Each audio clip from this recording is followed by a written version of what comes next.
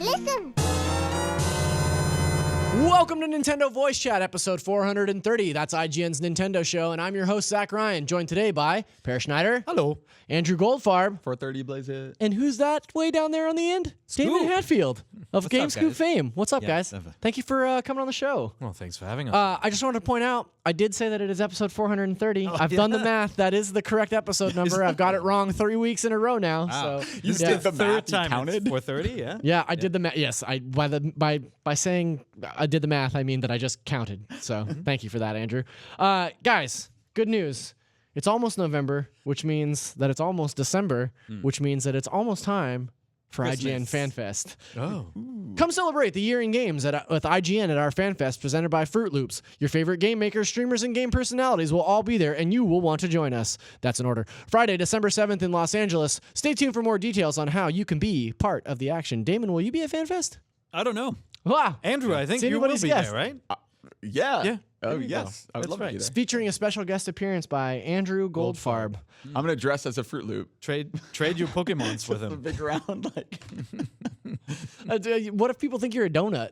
Well, I'd be like a pink or That's a neon risk. green I feel like donut. that's a risk that you're running there. I mean, I wear the outfit all the time, and people usually get that it's a Fruit Loop. So Yeah, okay, that'll be that's fine. fair. Well, we haven't been on the show in a while. Where have you been? What have you been up to? I don't know. It's been busy. It was event season, and then I've just been playing a lot of Pokemon. Sure. Still. Time is money. We'll get to that later, much to the chagrin of our audience, I'm sure. Damon, what about you? It's been a while. It's been a while since you've been on NVC too. Yeah, How's things over in Scoop? You celebrated your 500th episode. recently. 500th episode of Games. Can you believe that? We're 70 short episodes behind you. Yeah, so. you'll catch up to us. Yeah, we'll be there in about 18 months. Here, I'll tell you what. We'll take a break and Okay. we'll wait for you guys to catch up. Thank you. Thank Perfect. you. That's very And nice. we're, That'd be then cool. we're just gonna Even out all hold the podcasts. hands. Yeah. As we publish every week. Zach might just invent new episode numbers, so we might be able to catch We're up skipping faster. we're skipping all the 30s and 40s. We're going straight to 450. Perfect. We're kicking it off. Yeah. Guys, I've invited you on the show today for several reasons. Reason number one, I like you. You're both good guys.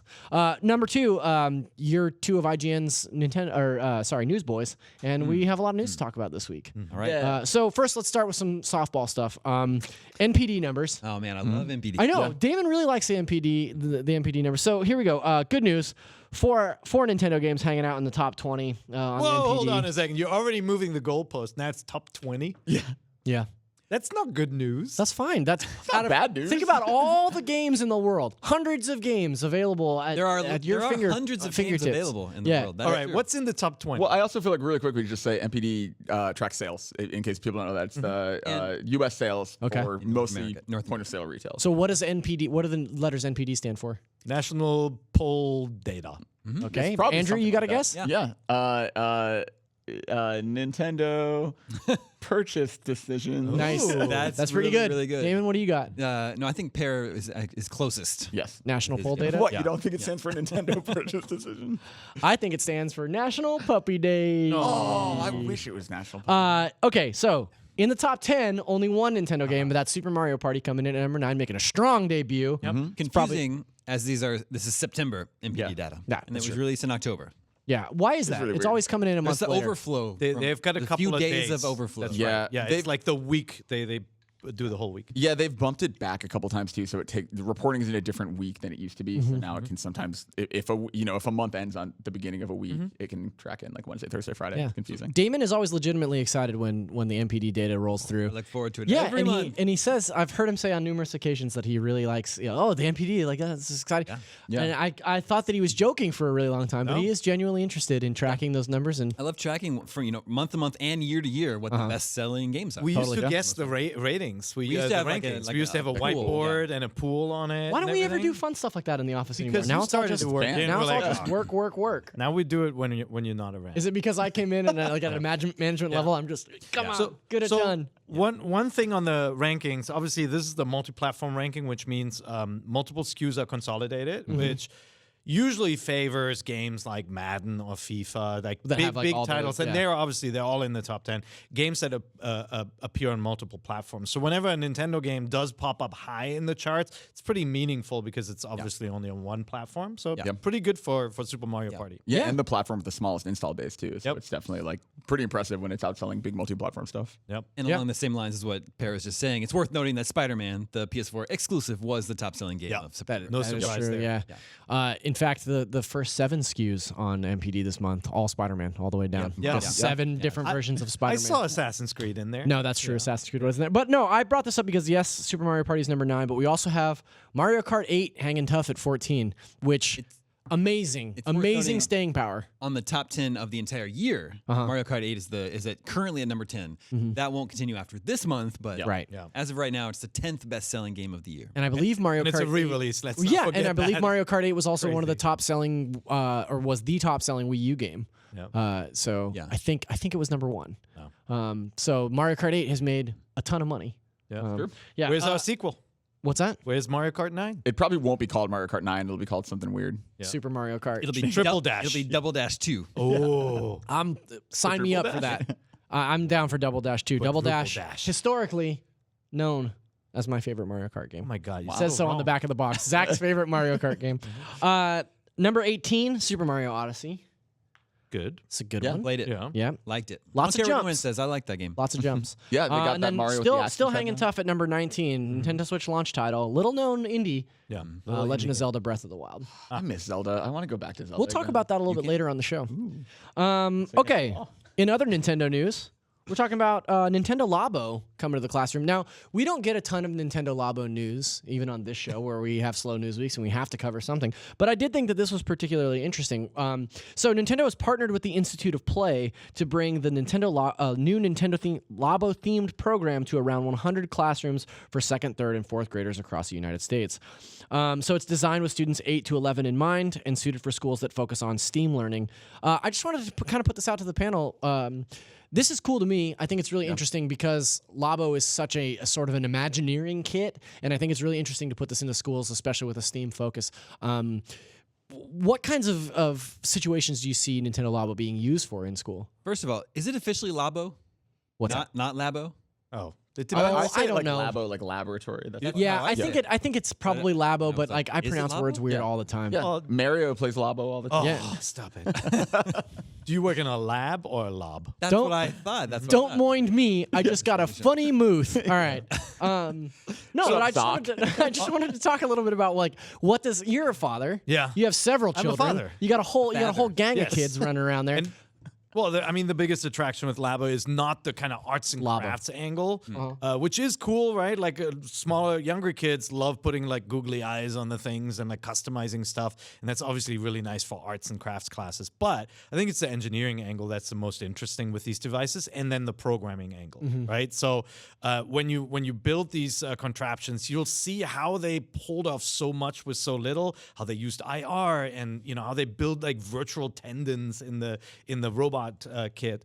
But then as you build your own sets, it becomes about creating very simple programming devices and really problem solving. Like you can build anything with these with a tool set, really. Yeah, and I think Pierre makes a really good point that like I think you're at that point where you could probably do a science fair that is entirely Labo creations. Like you Yeah, could that's a great basically idea. have a bunch of kids just make whatever they want. Yeah, I think the you, engineering aspect of this is really interesting, right? Because like we've already seen people sort of hacking Labo software and making sure that like or trying different things within the software parameters. And I think especially for schools that are geared towards STEAM education, this could be like like a really big deal. I am interested in that so few classrooms are getting Labo. 100 seems like a pretty small test case. expensive. What do you think about that, Doman? I think, last time I checked, I think there are more than 100 schools in America. So there's going to be a lot of schools that Barely. are that are Labo-less. I couldn't figure out where you were going with that one. I was like, what? Yeah. I would have been stoked if I were a kid and we Yeah. got to play with Nintendo stuff. It does seem I like thinking back to my scholastic years, which was very long ago, but like the days where we had these extracurricular kind of things, like I remember specifically we had tributary like experiments where we had these big like basically dirt mounds and we ran water through them to see like how like this is the kind of stuff that I think is really guys had interesting. dirt Like, mounds? well, it's like these big like tubs full of like diatomaceous earth, and then you run water through it, and it shows like how rivers carve out pathways and stuff like that. And Was this school in I'm like trying to a make a point. forest or Yeah. Kids like learning. He's just I saying grew kids up- like I to Was learn. this at the end of World War II? I grew up in the backwoods. Okay, so cute. if you, we had a lab and it was all lab. audio. It was all audio tapes, and we were so excited when we got to use it. Like you got to wear real headphones and all of that. Yeah. that was high tech for us, and now kids are using freaking switches. yeah, it freaks me out. It freaks me out to see contemporary stuff about kids where they're like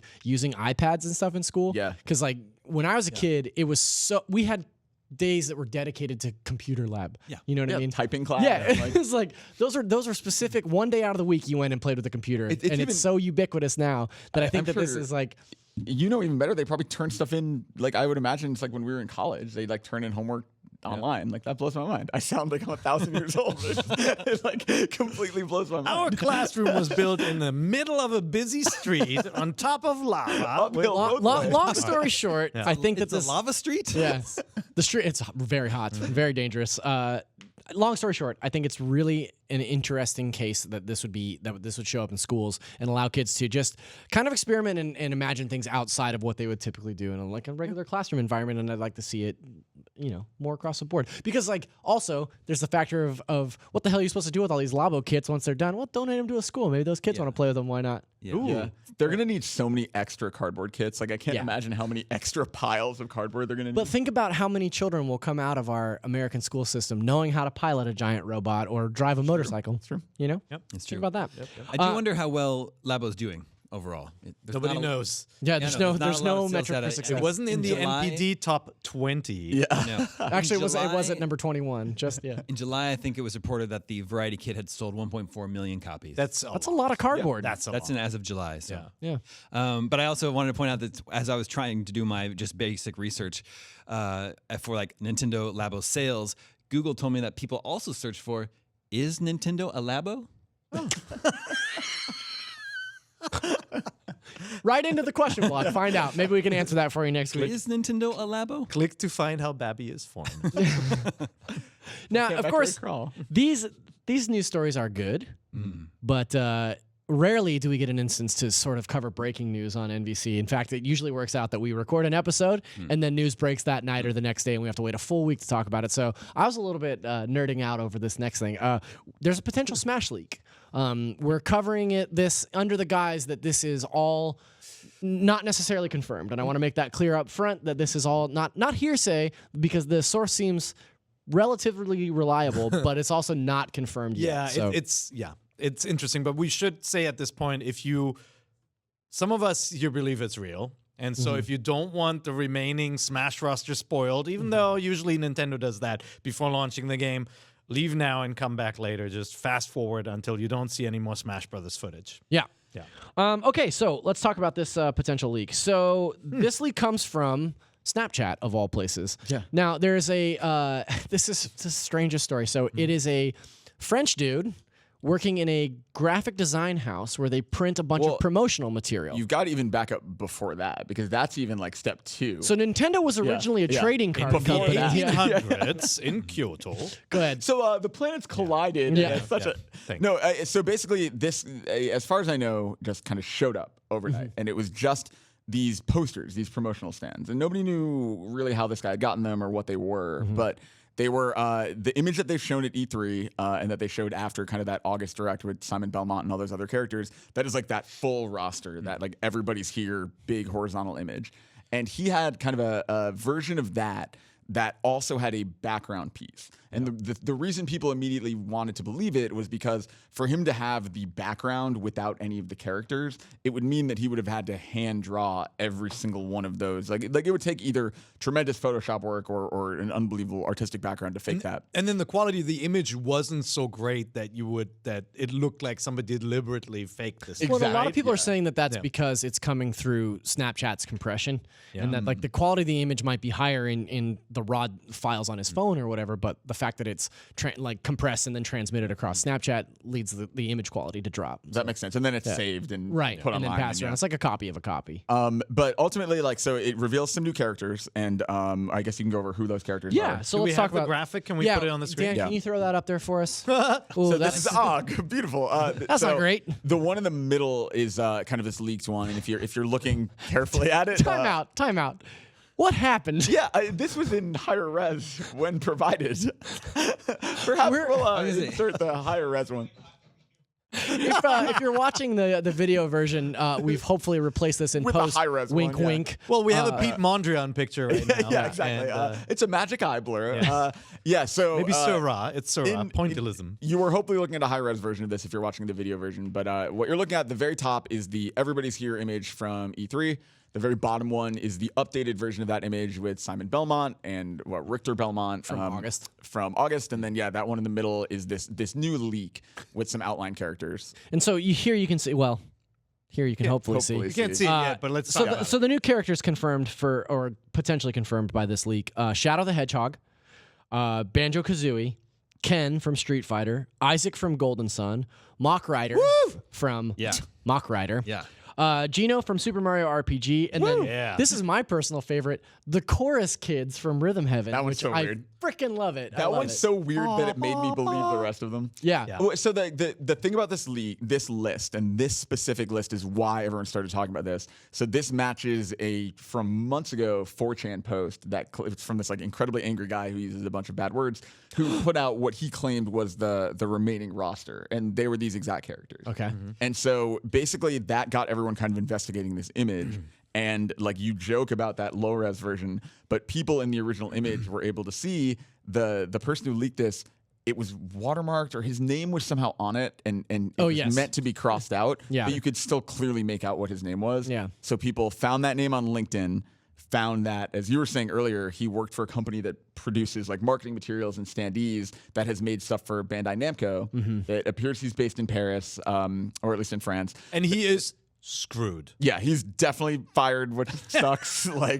Well. Yeah, I mean, there's all these little interesting pieces of evidence. In the background of the original shot, you can see posters for the Grinch that the company is also distributing. That's my favorite part of the story. Before you move on, I just wanted to say, so one of the big things that's floating around Reddit right now, the confirmation of this, is the fact that you can see this Grinch post. So the Grinch coming this December, starring Benedict Cumberbatch.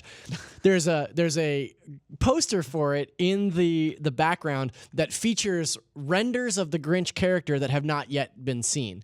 So this is a new look at the Grinch on a poster in the background, and people are like, it means it must be true. Look at that Grinch. I've never seen that Grinch before.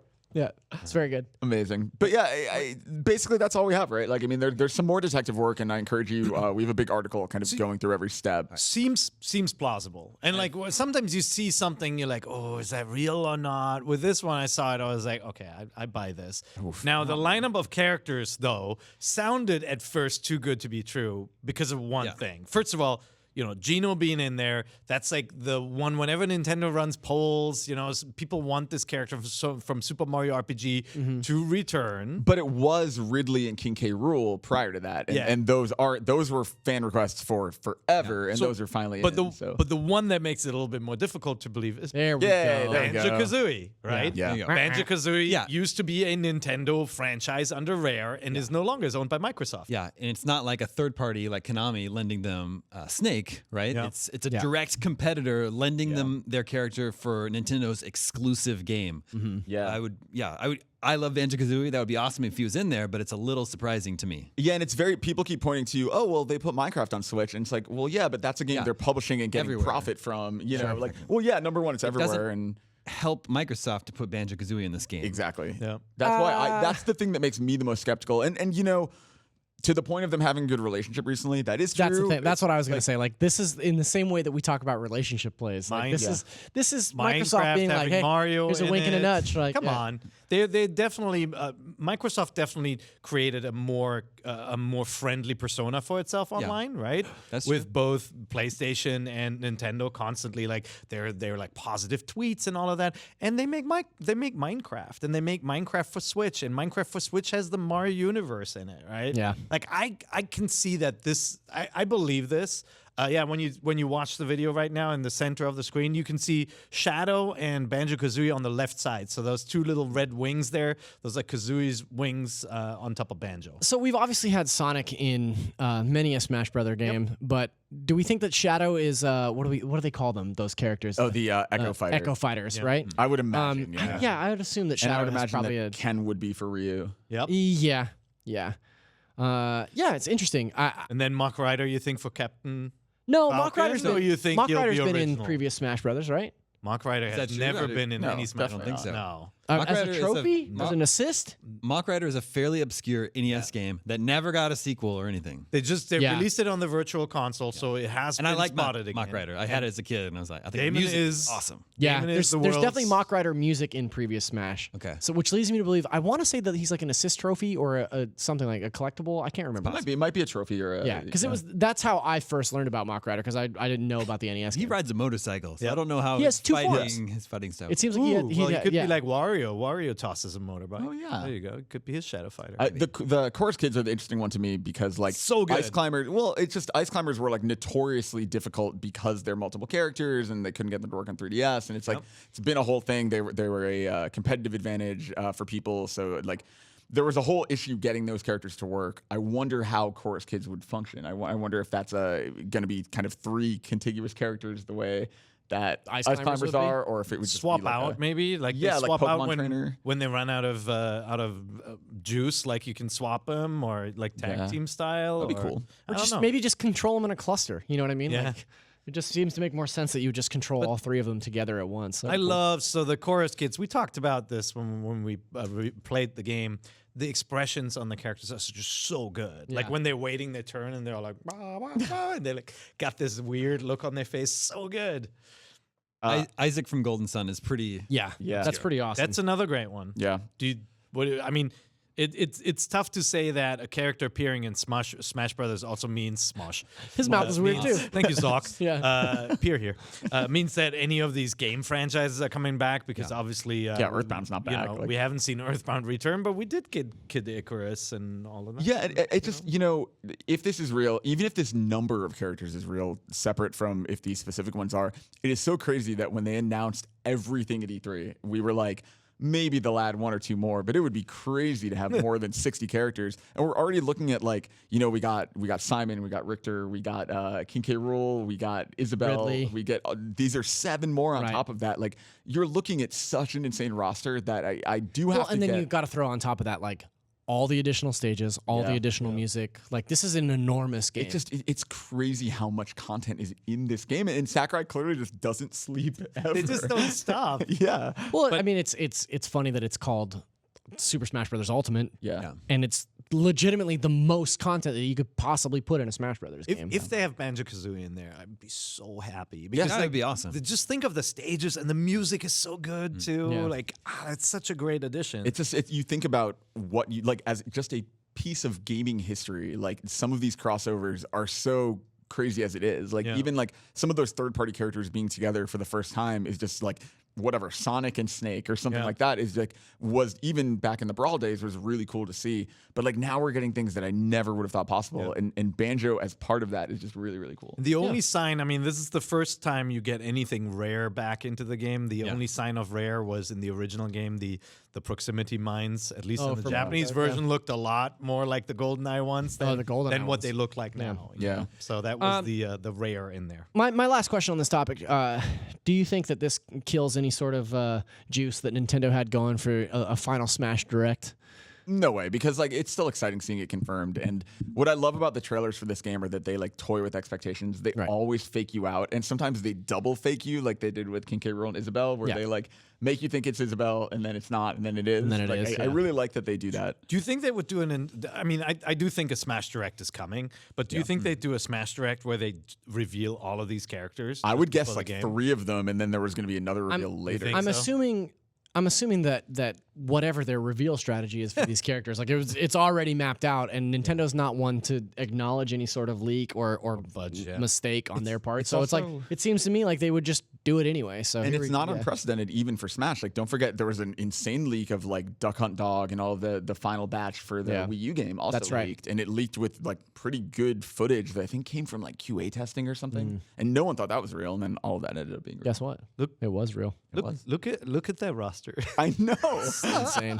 Yeah, it's Yeah, pretty really wild. great. So good. It's especially nice, like at high enough res to make out what's happening. That I is think. so You want to good. make out? Yeah. Oh yeah. Ayo. Damon, please. So- we're on the show. There's another reason outside of all this Smash talk that I brought you specifically on, Andrew. Here And we what could that possibly be? It's Pokemon Go. It's Pokemon. Of course. Hey, everyone. Andrew, probably one of the world's foremost Pokemon Go players. The only remaining player. That's not true. We talked about it last week on the show. You weren't here, but I came to your defense because one of the things that we see a lot on IGN is like, oh, people still play this game, and Pokemon Go is historically one of our highest trafficked pages. Definitely So, was, yeah. I feel like it's died down in terms of our audience's interest, but like it passed $2 billion in revenue, which is a just completely insane number. So people are still playing it, I swear. They got Gen 4 in the game. Yeah. Which is cool and notable because we're now halfway through. So actually this morning they announced a new Pokemon like in the main series, which makes 809 Pokemon ever like in the whole series. And we're at like 410 or 409 in Go, which means basically exactly half of every existing Pokemon is now in that game, which is pretty cool as like a benchmark for that franchise. But yeah, we got a new Halloween event. They announced Yeah, what's up with this Halloween event? they added all the like spooky Pokemon from Gen 4. So it's a bunch of like the ghost types and the dark types. We got Giratina in Legendary Raids. We got Spiritomb. We got Drifloon, who's Miranda Sanchez is one of her favorite Pokemon. Okay, friend of the show. I like how you look at Zach apologizing. Well, 'cause he's- when he's you're waiting- saying I feel like Drifloon. He's waiting for me to cut him off, and I'm Yeah. not going to because Pokemon Go is huge, and I brought you on the show to talk about it, and also we have a lot of time to fill still, so go ahead. Well, and it's also we're in that boat where Let's Go is coming. We're less than a month out from Let's Go, and I think part of the reason Pokemon Go has actually seen a huge bump recently, aside from new Pokemon and trading and stuff like that being added, is the idea of Let's Go. They've been doing all these really cool events where Gen 1 Pokemon are boosted, so people are really able to get a lot of cool stuff that will transfer over. And that's one of the cool things right now, while Ghost Pokemon are boosted. Like, if you want a Gengar to bring over to the Switch game, get it right now because it's really easy to find. Which version of Let's Go are you going to buy? For a long time I was going Eevee. I played it in New York a couple weeks ago, and I kind of want to go Pikachu now. Like, I kind of have been seduced over to the other side. My original rationale was that we've never had an Eevee-focused game. Yeah. But, I don't know. I think there's something cool and iconic about when you come into battle, Pikachu rests on your shoulder, and you whip out your arm, and it jumps off of your arm, and it's like a really fluid, cool motion. I think like that game, Let's Go, is really interesting because it's catering to a little bit of everyone. Like, I feel like there's some of the core franchise people, some of the Go people, and then just kids. Yeah, and we new talked a little bit about Pokemon Let's Go a couple of weeks ago, I think, just in terms of like how it's maybe not necessarily for hardcore fans, but it does have like this general appeal. Yeah. And I don't know, like there's something as a sort of lapsed Pokemon fan, there's something that kind of speaks to me about that ease of accessibility and sort of streamlining a lot of the stuff, like the way that the egg hatching features or doesn't feature into it. I guess it's a really interesting take on Pokemon, and I like that it ties into this other thing that a lot of people have written off, but there's this whole segment of that a big Nintendo game coming to Switch that is tied directly into Let's Go. Yeah, and I put up an article, an interview with Masuda about that approach, about the idea that like even the art style and the music are meant to be just relaxing and like non-threatening, and that they really like Pokemon games have obviously always been approachable. I think the meta is really deep. Hi, David. You can make them complicated if you want to, but they're obviously games that kids have always been able to pick up. I feel like now more than ever though, like they're really like surface level and comfortable to jump into. Anyway, that's my Pokemon hour. Yeah. Take care. That's Andrew's Pokemon rant. Damon, what's up with Gengar? You're not spending any time with him lately? Not lately. I'm No? off my Gengar-ish. Yeah. Is that a Pokemon? Yeah, Gengarish. This was the only Pokemon Yeah. you had. Gengarish. I have never played Pokemon Go. I played for about a week and then I dropped off, but I've vicariously through Andrew, I've seen a lot. I've been privy to a lot of Pokemon Go updates and news. And Andrew he likes to tell me about Pokemon Go, but he always starts the conversation by apologizing. He's like, I'm just going to tell you this one thing. I'm sorry. Luckily, a lot of people are getting back into it, and a bunch of our friends are playing now. So it's like I have some people I can bother other than Zach. If you're playing Pokemon Go out there in the audience, tweet at Andrew. Don't bother me with it. Please. Moving on. Now, today we just put up our top 25 Nintendo Switch games. This is a list that we update biannually. And first of all, I kind of wanted to talk about how that process works, like how we determine our top 25 lists, because we do update them a couple times a year. Actually, this portion of the conversation was brought to my attention by Mr. Damon Hatfield, who, when he went in to record the VO for our list, he asked me very sternly, he said, who made this list? And I said, well, it was like a committee of us. We all got in a room and talked about what games. And I said, do you see some omissions? And he did, in fact, see some glaring omissions. So let's talk about. I think there's some big omissions, but like I feel like they're all your fault. But you had good reasoning for it. Rude. Yeah. Okay, so walk us through. How do we as a company get together? We got in a room. We said, "Hey, here are our favorite games." Zach said, "No, you can't have that game BS. on there." No, we usually get people who play, most games on that platform when we do these platforms lists. Get together. So in our Yeah. room specifically, you've got like a pretty Like standard Brian, NVC crew, you, right? It's me, like you, me, Brian, Casey, Brendan, Yep. Tom Marks. Yeah. Yeah. You said don't bring Damon, so we didn't bring Damon. Did say don't bring Yeah, Damon. Yeah, did you say don't bring And Andrew? then Thanks for that. I we actually do- invited both of you, I think. But we No, do not me. That's true. We do bring a ranking of our review scores. We bring our last list. We bring any games that we felt were notable that we loved that we didn't review that we discussed here on the show. We put it into a doc. Correct. And then we start ranking. Yeah. And that's when the blood like really starts to Yeah. fly. Yeah. Like that's when the tears really come out. But because I do feel like everyone has their sort of pet games, right? The games that they really want to see on the list, and it's sort of like a democracy kind of thing where it's like, okay, how many of us feel like this should make the list in general? Yep. Show of hands. Okay, great. How many of us think that this is a like bottom 12 games? How many of us think this is the top 12 games? And then like we determine the ranking in that sort of system. In that and then sort of way. obviously there are certain criteria, and one criterion for this list in particular was, well, it's not just like the best games ever released, that also happen to come to Switch. Are they still relevant? Are these the games that today you would recommend to your friends, right? And like one of the games that you believe is missing, I want it on there too. We said, well, this is kind of an indie game that has appeared on all these different platforms, arrived very, very late on Switch, and why not recommend some of the more recent titles that are maybe, equally. Look, I'm just going to put it out there. I'm sorry if I offended both of you by not including it on the list, but I just don't think that Nickelodeon kart racing game is that big a deal. Okay? No, of course, the game that we're talking about here is Darkest Dungeon, right? No, Inside. Oh, yeah. Inside. Well, I mean, yeah. So both of those. Yeah, you left off Dark Souls too. And Dark Mark of the Ninja. Stardew and Valley. Bloodstained Curse of the Moon. Yeah. Yeah. Okay. I was a little bitter Tricky about Towers. I was a little bitter about Bloodstained myself. That one actually didn't make the cut. Tricky but- Tower should have been at 25. Tricky as well. Towers is very good. Okay, let's talk about this list, shall we? Starting at number 25, Blossom Tales, which is a Zelda-like, very clear Link to the Past inspired, cute little adventure. I like that game a lot. It's a lot like Link to the Past, and because it's so derivative, I felt like it was time for it to drop off the list in favor of one of the games we just discussed. But there's no I denying. didn't this is- anticipate that this was how this segment would go. No, it's a good I'm gonna game. put I will that out shut there. up. I'll shut. No, that's fine. Kirby Star Allies at number 24. Shouldn't be on the list. Yay. Oh, I like Oh, that I game. like that Kirby I game mean, quite a bit. The problem with it for me is that Robobot is possibly my favorite Kirby game. Same. From right before. Yeah. Hey. And that was an awful high five. But now for this game, like it is really fun, honestly. And like there are people, I think even Brendan who reviewed it for us, I think said it was the best Kirby He game. gave it a 10 out of 10. Wow. Perfect Hard to Kirby believe, game. hard to believe. Did not. No, that's not true. It's cute. Its gimmick didn't hook me as much, but I like it. Yeah. Damon, do you feel like Kirby earns a spot on the list? Probably not this one. This one is a little too kiddie for me. Okay. Yeah. All right. Super Mario Party. Brand A newcomer. Brand new. Yeah. Yeah. Here comes Oh, a the new number 9 challenge. best-selling game of the month. That's right. I think that this is pretty much a no-brainer. I mean, if you got a Nintendo system, you're going to want to party, and who better to party with than Super Mario?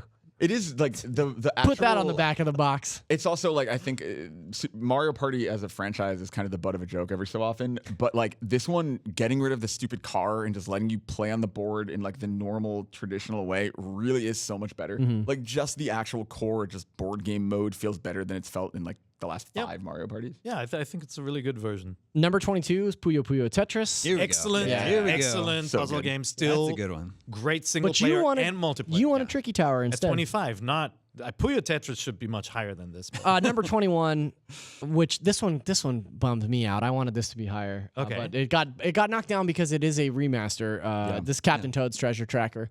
I love that. loved it on Wii I love U. that little I toad. haven't touched it yet on Switch. It's It's so good. good. It's got some exclusive new levels too Yeah. that are very cute. Oh, it Yeah. has Odyssey stuff, right? But it's it's a good game, and you can blaze through it and play everything, and you can deep. We're 30 go blazes. deep. Blaze it. Okay, number 20. Now, this is a bit of a discrepancy here because, like, personally, I think that it's been re-released and put on so many things that like it doesn't have any business being on this list. But Pear specifically was very adamant about this game on the list, and that's Minecraft. Thoughts? So why Minecraft and not something like Darkest Dungeon or Incest? Or like Dragon Zach Quest Builders? hated the others and didn't want them on there. No, Minecraft. Like, Hey, I feel hope like, you all enjoyed NVC. It's Pear's last appearance on the show. No, I feel like there are a lot of people when they see Minecraft, they're like, oh, I've heard about this so many times and I still haven't played it. And Same. I don't like these kinds of games. You Honestly, haven't played Minecraft. I played a little bit. But Oh, okay. It How is was that? such a. It's an experience that has grown over many years to get to where it is now, and it is a very cool creative tool set, but it's also a great multiplayer game. It is and like this- just a game. It's where it's fun to hang out and work together. And this game on Switch has become a better place to play it because like now that Better Together update came and now that it is cross-platform, like it has actually become like I think it totally deserves a spot in this list because that version when it was totally isolated, the Mario stuff was really cool. Yep. But it's not the place I would recommend people play Minecraft necessarily. But now totally like now there's no reason not to. Constantly updated with new stuff.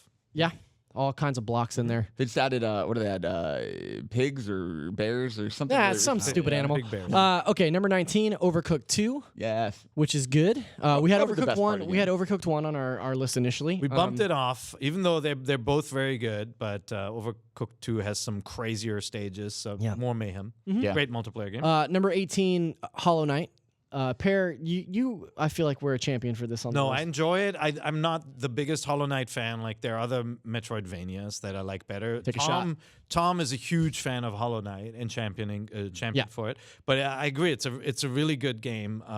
If you like your kind of cool, dark, mystical indie games where you progress and beat enemies and unlock new areas, this one's for you. I love those games. I just can't get into Hollow Knight. I don't know what it is Same. Yeah. about it, but it's like I think it's the art style I for me. don't like the art style. Yeah. I look at it, I'm like, Yeah. I would much prefer. I mean, maybe pixel art is played out, but I much prefer the look of something like Dead Cells. yeah, Yeah. Dead Cells, Rogue Legacy, like those games. Dead's, Hyper Light Drifter, like and there's so many of those games that are on Switch that I just like are more visually appealing to me. Yeah. So And as a quick aside, Rogue Legacy popped up on the UK eShop, so it looks like that's coming very soon. love Rogue Scoop. Legacy. Yeah, Yeah. very good. Okay, number 17. Now this is a game that I felt could have been a little bit higher. That's Night in the Woods. Probably the most charming game that I've played in the last couple of years. Very funny, very sweet, and almost bittersweet, I guess The you could best, say. hands down, the best written game on this list. Yeah. Just the dialogue is it's text only is just so well written. And it's kind of a modern descendant from the classic adventure games, like classic point and click adventure games, where you have to figure out how to solve a certain puzzle in a certain area. Really hilarious music mini game too. Yeah, Yeah. Number 16. My 2014 pick for Game of the Year. So disappointed that it didn't win at IGN that year, my first year here. But Shovel Knight Treasure Trove. There you go. Shovel That's a Knight. good one. Shovel Is it Knight Damon is like? Yeah. Oh yeah. This game, and I knew you'd be on my team on this, Damon. Yeah, but for this game is the epitome of a retro throwback. It is. It is. You know what's retro crazy? futurism almost. Now that it's out, we can say definitively, Shovel Knight is better than Mega Man 11. Isn't that weird? Yeah, I'll right? agree to It that. is. Yeah. yeah. Yeah, there was a long time where people talked about wouldn't it be cool if Yacht Club got to make an official Mega Man Yeah. game, and it's like I would still love to see that. I'm still waiting for a 16-bit Yacht Club RPG. Number 15, Into the Breach. Oh man, Yeah. I love it so Me much. too. It's Take it so away. good. I'm so glad this is on here. Yeah. From the guys that made FTL, and it's like a roguelike turn-based strategy game. So I love turn-based strategy, like this guy in Final Fantasy Tactics. Sort of scale that down into short 5 to 10 minute battles and make it roguelike where it changes every time. And there's so many different options that you have for putting together your crew of mechs. Dude, the game is so good. Yeah. Damn, that sounds awesome. Actually. And it's Yeah, it's things like this, like in that meeting, the way that Tom specifically was talking and Pear was talking about this game. Yeah. I'm not a strategy guy, but this game specifically, I was like, this sounds really cool. Perfect People travel really game. love it. Yeah. perfect travel games because it's mission based and you can play a mission and kind But of what walk do you away and tell? come back. What do you tell dum-dums like me that aren't smart enough for strategy games? Just play Still it, good. you idiot. Okay. It is very difficult, but actually it has like an in-game sort of like trophy achievement unlock system. Okay. And you can earn all those if you play on easy. So Oh, it's okay. all right. Number 14, a game that I would have put a little bit lower, but there's a few people in the office that really love Octopath Traveler. Yeah. I like that one a lot. Yeah, That one's good. big game for the Switch this year. Actually, there's a question that I want to get to later from the question block about the Switch in its second year, and Octopath I feel like is a good case for like real strong third-party support. It's just such a great throwback to the heydays of JRPGs, right? Like if you took a classic Final Fantasy or Dragon Quest game, like the 16-bit era, and you kind of like extruded it and put it in this. Yeah. It has this weird presentation. It has some of the flaws of the early games, right? It's very talky and it's go here, go over there, and like lots of exploration and backtracking. But it's so charming and it's so like well designed overall. And like it's a good example of pixel art that's being used in a new way. Right? Yeah. It's not just Very straight unique. up It's 2D, it's 16-bit beautiful, game. yeah. But the real kicker for me was in the room. Pear put this question out to the room at large, and that question is, okay, show of hands, how many of you guys finished it? That's Oh, exactly it. Yeah. I haven't finished it. Yeah. And it Do is you like plan on finishing it? Because like I'll- I got a decent chunk in and just decided like I don't need to I got finish this. distracted by something. In my mind, I'll come back to it someday. Right. Who knows if that'll actually happen? that's my vote. I first of all feel like I picked the wrong class. I would probably play as a different character if I started over again. What'd you start with? Janitor.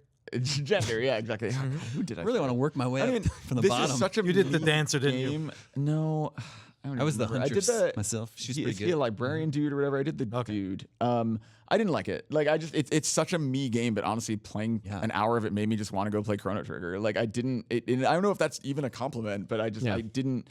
There's a didn't lot hook of me in games. that There's a way. lot of games that do that where I'll pick them up and start playing. Like, you know what? I'd rather just play X over again instead. Yeah. I might go back Number 13. Not a lot more that we can say about Skyrim other than one of the greatest games of all time. Over now on 100 Nintendo hours I Switch. Yeah. spent in that game when it first came out. One of the strongest arguments for this game this high on the list. Well, now you can dress up like Link, which is nice. Number 12, Fortnite, which I think totally deserving of this high ranking. It's great on Switch, just as good as it is on any other platform. Another game where people roll their eyes just because it's popular. Right. It's like Minecraft. Yeah, we talked and about this Fortnite. last week, but yeah, Fortnite is a great game, and I think it absolutely has a home on Switch, and I think it is, really high ranked in the pantheon of Switch games for me. Genius design for a multiplayer game where it doesn't feel daunting to step in. Like you step into a new Call of Duty game, you play against real humans, you'll go like, you constantly get capped immediately. In this game, you can sit behind a bush, you can do some stuff, you can kind of like slowly build your game. Yeah. And it's very Number 11, senseless. Casey's not here to talk about it, but Monster Hunter Generations Ultimate, a game that she really loves and says is very good, but also, oh sure, I narrow my eyes Great. a little at this one, especially Yeah. being this high. okay. I thought Andrew was going to champion it. No Darkest Dungeon, no Inside, no Mark of the Ninja on here. I was like, really? That's better than all those games? I will say that No. even separate from Casey, just a lot of Monster Hunter fans I know really like this game. Now, Damon, you got well into Monster Hunter World earlier Yeah, this year. I did like Have you Monster given Hunter World. Generations a spin? No, I haven't. Yeah. Okay. That's fair. Well, next time we have you on the show, I'll expect you have Okay. finished that game. Wow. And got all the best armor, Okay. and then you and Casey just out there All right, we'll hunting have a- monsters. We'll have a hunt off. Great. And now we move into the top 10. Ooh, So number for, 10. for the top 10 here, let's talk a little bit about like where this place is on the list, whether or not we think that this is the right ranking for this game, where you guys would have placed it as well. So number 10, Xenoblade Chronicles 2, which historically for this show, a game that we've had a little bit of trouble covering because not a ton of us have played it. It breaks my heart that I didn't get further in it because like I previewed it, I was so excited for it, and then when it came out that December, it was just I Just got buried. Yeah, it's like a drowning bad and time. never- It looks like a game I would like. Yeah, it's really like I'd like to you'd check really it out. like it. I'd like to check it out sometime. The thing that really holds me back with it is a lot of the voice acting, a lot of the character stuff is just Is there not for me. Is there a Japanese Switch it to voice Japanese. I think you Sure, can switch yeah, to you Japanese can. voice The acting is Japanese better. is better. I think I will probably switch to that. I really like. I know you're exactly right. What you were just saying. I'm like, I'll get to it someday, but I really do want to go back. And I got a few hours in this game, and I think the battle system looks insane and is hard to learn, but it's actually like just It's so also, well designed. Yeah, and I it's love the also world. such a trip to have such a huge, expansive RPG. Like, look at some of these environments just in the palm of your hand while you're running around the city. Like, it's amazing. Like, I played probably 10 hours of this game before I dropped off as well, but we have some people in the office here that absolutely love Xenoblade Chronicles 2 and championed real hard for this game to be this high on the list. Yeah, and like obviously they support it with a season pass and like Yep. that big DLC. Like there's it's like you forget that Nintendo is so good at stuff like this, you know? Like it's just like we always talk about Mario and Zelda, but I'm actually really happy this is this high on the Breath of list. the Wild. And that it was an unlikely, purchase Monolith for Nintendo to bring that studio in house and everything, and that they're sticking with making these games because they could have taken the easy route out and reused like Mario universe or Zelda universe characters to do something like this or Fire Emblem. Yeah. But they stuck with this franchise, which is really cool. And think back to like the Wii days when there what was it Project Rainfall or Operation Rainfall to get those games to get localized, and it's like Xenoblade has seen so many sequels, and it's been on 3DS, it was on Wii, it was on Wii U, it's here. Like it's really cool seeing that franchise thrive. We got to get through this list here, guys, but I did want to talk about Stardew Valley at number 9. Stardew Valley is probably the greatest farming sim ever made, and I say that I get that it is. It takes a lot of cues from Harvest Moon, but it takes everything that Harvest Moon did so well and really ratchets it up. And I dedicated a lot of time to Stardew Valley, and it is a beautiful, funny, charming, goofy little game, and like a crazy success story. Yeah. Yep. So, what about you guys? Any thoughts? Yeah. Yay or nay on Stardew Valley? Yeah. I think it's good. It's not like a top 10. Not a top 10 game. Are you saying it's not Good. Darkest Dungeon? Damon. It's not Darkest Dungeon or Inside or Mark of the Ninja or Bloodstained. See, I like Darkest Dungeon, but I'm not a big fan like you because that game just makes me depressed, man. Oh no. Like everybody dies. I like always. revel in it. Yeah. Oh, it's such a. It's like where an Damon emo, feels like home. It's like a Very sad, similar- it's like a goth similar- kid teenager in their room alone game. It's a very similar setup to Into the Breach. It's like difficult, and your characters fair are enough. going to die. Where would you have put Darkest Dungeon on the list if you were to On put the it top 25. Yeah. I mean, probably it's in the top 15. Okay. I'd say, somewhere in That's there. fair. Cool. Okay, I don't think anybody saw this coming, and we were overjoyed to have it at number 8, and that's Mario plus Rabbids Kingdom Battle. That's a really which good- is yeah. a fantastic. Yeah. I choked a little bit, but fantastic. You're choked up. thinking about it. I just emotional. get so emotional talking about when Mario. this leaked, I was just merciless and making mean, the fun whole- of it. the and whole I was like- office, yeah. Yeah, it's like who would Yeah. ever want this? And then it was one of my favorite games of last year. Yep. Yep. Yeah, I think still a lot of NVC viewers and listeners have ignored this game Oh, they because it should. hasn't sold as well as Mario Odyssey or Zelda. But this is like if nobody had told you this was made by Ubisoft, you would have thought this was first party. Yeah. Yeah. And then we got the really meaty Donkey Kong DLC this Yep. year as well. Also good. Yeah. Andrew, I'm going to let you handle number 7 here. Newcomer. And that is Dead Cells. I love this game. I actually just passed on Switch. I just passed 60 hours into this game because it's like I can't, a lot like Spelunky.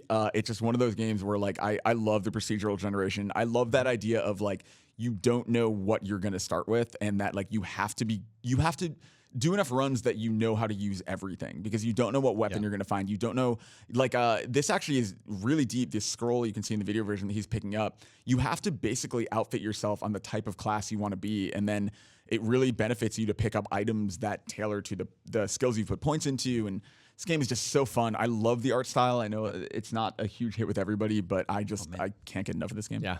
I think it as much as we talk about Metroidvania games on Switch and just in general, I think this game is a very clear representation of just how fluid and fast a Metroidvania can be, and sort of like a totally forward-thinking take on that genre. So Yeah. People say that. I don't think of it as a Metroidvania game. I don't really. Really? I honestly don't. I did when I was early in it, but as I've gotten way deeper, I honestly agree. Like I think it is closer to a roguelike. It's and- much more like Spelunky. I will say that like Guacamelee 2 came out right around the time this was on Switch, and I really gravitated much more towards this, which I was surprised by because the original Guacamelee I adore. Yeah. But you keep your powers, right? That's why people call it Metroidvania. Well, It's like there's certain powers that There's you certain get powers and that weapons let that you you- take yeah. shortcuts or get to certain Yeah. areas. Yeah. You it's wouldn't be able to get Metroidvania in the to way that you before. can kit yourself out to like Yep. set yourself up for There are success. 5 but- permanent runes that you can get. Yeah. Number 6, sort of in a similar vein, Celeste. Yeah. Just a super punishing platformer. Tom Marks famously gave it a 10 earlier this year. Very different game from Dead Cells. I mean, it's Yeah. kind of funny having these kind of very similar looking games. I just meant in sort of like a retro throwback style, right? Like I do think Celeste is probably one of the most charming games on the Switch. It tells a story that like I was unprepared to have an 8-bit style game deliver to me. Like I think it's a really, really brilliant game. I agree. I think it's very good. I am surprised by. the high I like it ranking? less than Tom. I'll say it like Me that. too. And I certainly would never put it this high. I think it's a really, really good game that belongs in this list. And I played it on Switch. It's great on Switch. But I'm not quite as in love with it as a lot of other people. Like that game got a what rating did it? 10, did 10 we out give of it a 10. 10, right? Yeah. It's like Perfect 10. Yeah, it's there are a lot of people in the office who absolutely adore this and think it's just completely fantastic. love this game. Not just due to the mechanics, but the storytelling as well. And both are I fantastic. like it, but I would have put it, behind Darkest Dungeon ahead of Darkest Dungeon at 14. Really? Yeah. Wow. Okay. Just to Just be to piss me just off. to be a bastard to you. I actually Damon. like Celeste a lot. Yeah. Number 5, one of my favorite games from last year. Yeah. If you listened to NVC at all in 2017, you heard us rave about this game all damn year, and that is SteamWorld Dig 2. Speaking of really great Metroidvanias, this game is fantastic. Just a phenomenal, addictive sort of. Yeah, that loop, the gameplay loop, you just want to keep it going. Yeah.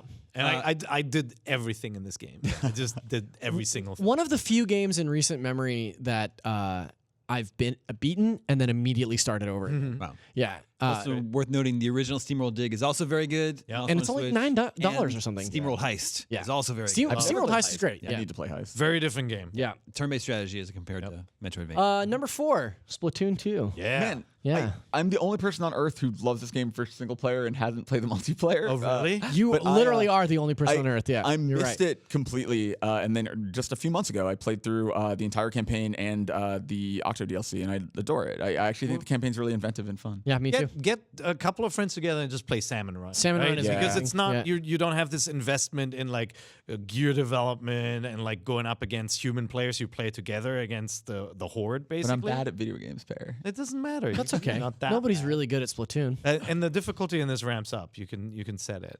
No, it's just this co-op mode was the big new addition for this edition for Splatoon 2, but Splatoon 1's like everything that made multiplayer so good, including the events and the new things that get added over time, the new stages that unlock are in Splatoon 2. It's just such a smart, awesome multiplayer game. Apologies to Dan. We are running heavy on this show, so I do want to speed through these last few here. But number 3, we already talked about earlier in the episode, and that's Mario Kart 8 Deluxe. Brilliant. Just one of probably the best kart racer ever made. Yep. That's right. Freaking love this game. It took the office by storm when it came out Gorgeous. on Wii U, and it So came pretty. and did the same thing when it came out here on Switch. And I will take any excuse to race people in Mario Kart 8 at any given time. I'm not very good at it. I lose a lot, but I do love this game so much. Number 2, if you haven't already guessed 2 and 1, Yeah. like what are you So doing? easy. Here? Yeah. Super Mario Odyssey. Yeah. Probably the successor, the actual true sequel to Super Mario 64. I feel like. Yeah. I mean, I feel like Damon. I agree with that. Yeah, I think that's right. Yeah.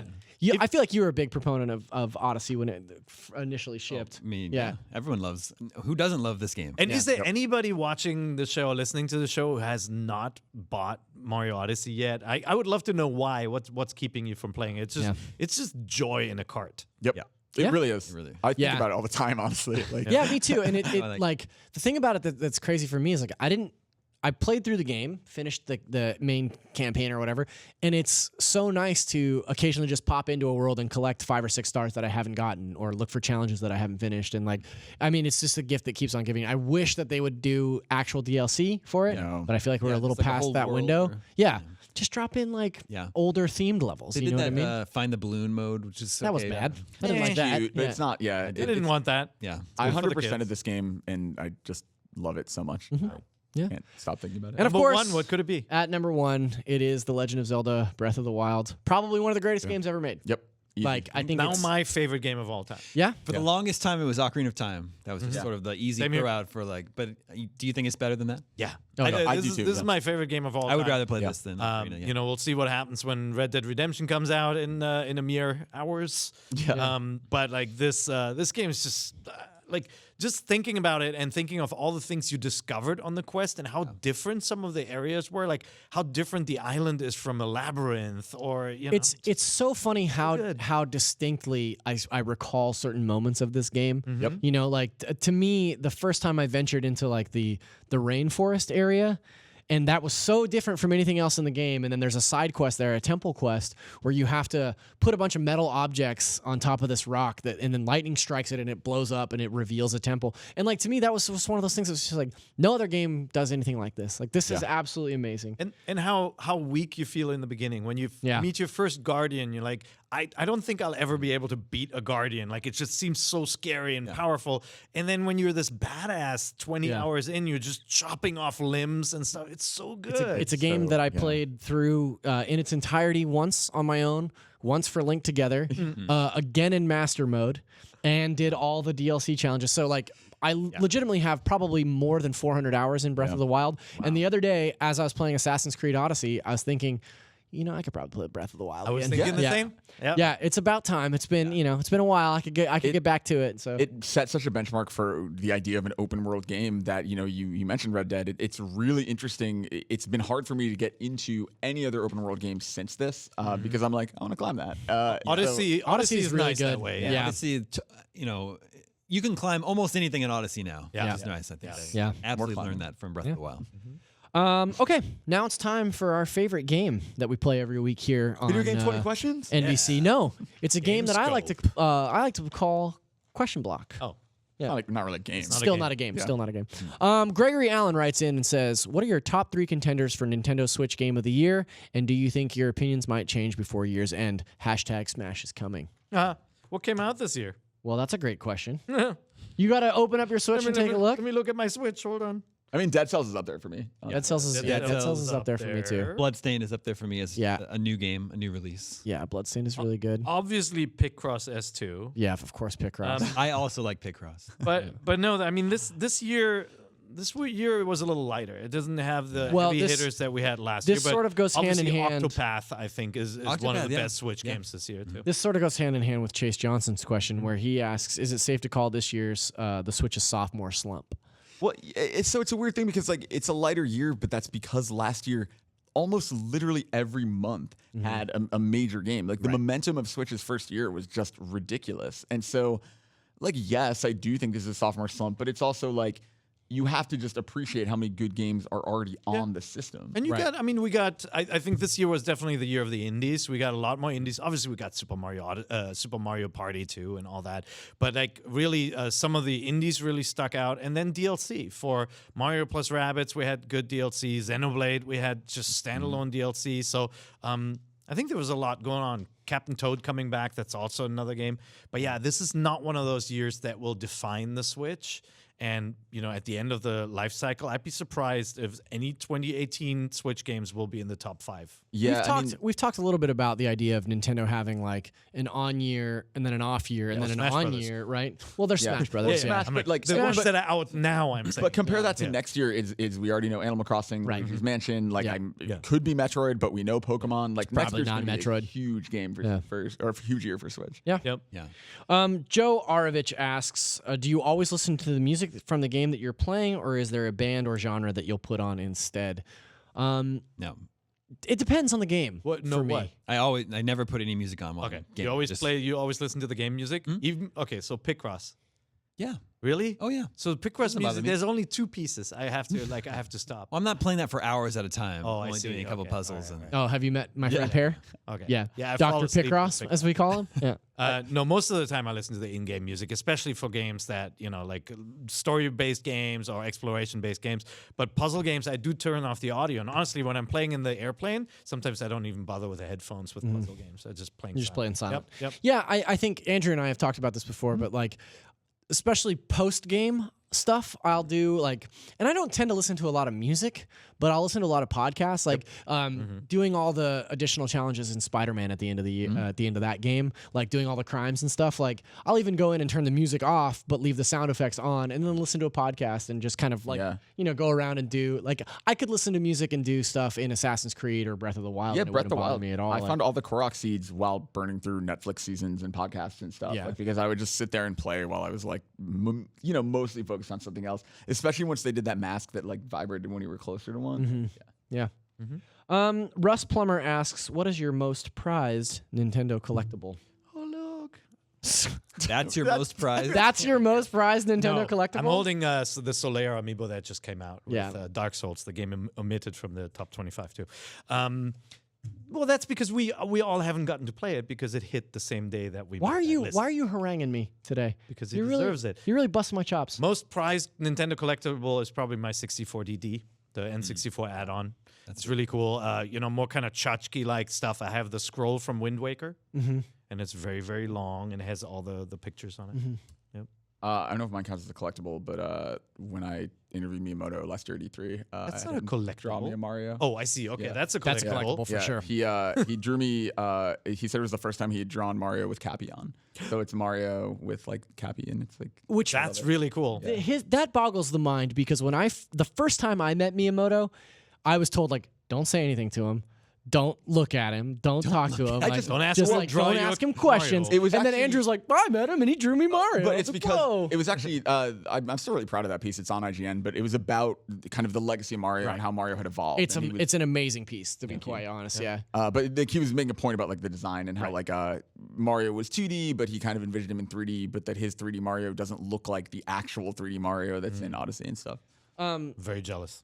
He was a very nice man. He actually we did have a nice chat, and he took a picture of me giving a thumbs up the first time I met him. So that was good. He took a picture of you taking a thumbs up. Yeah, that's right. Just a picture it's just a of you picture of taken me, by but he Miyamoto. took it, and he's like, "Great work." I don't have a ton of like collectibles. Like I don't have anything that's probably like worth a ton of money or anything, but I have almost all of the Legend of Zelda Figma nice. toys that I love those guys. Those are Like, really they're cool, so yeah. cool. And I think that's probably like my favorite Nintendo stuff that I have. Damon, do you have any cool Nintendo stuff? I'm not a big collector, but I do have my original NES set with Rob the Robot and the Zapper. Oh, yeah. Ooh, that's That's pretty really cool. That's pretty sweet. Forgot my first 4 figures. I got Samus. Yeah, You know, that obviously. we saw him earlier. I got Yeah, a couple. well, I saw got her a earlier. couple. Those are amazing. The first 4 Wolf Link, I the Wind Waker bow, the King Red Lions. I didn't get that one. that one is I'm out of amazing. room.